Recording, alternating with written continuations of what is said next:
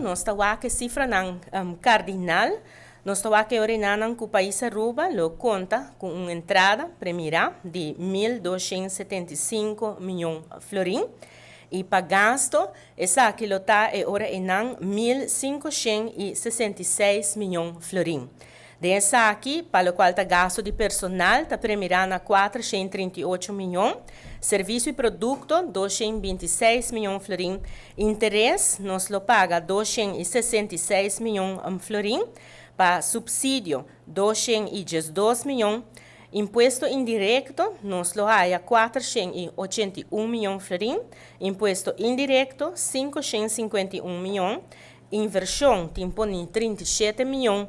E também fiança para estúdio, 26 milhões. Nossa necessidade financeira para que aqui está corre de 1.305 milhões de florins. Aqui rato me está dando uma explicação. Com a cifra aqui está rincada em outro. E o déficit financeiro para aqui está de 291 milhões de florins, qual está 5,2% de lo qual está nosso GDP.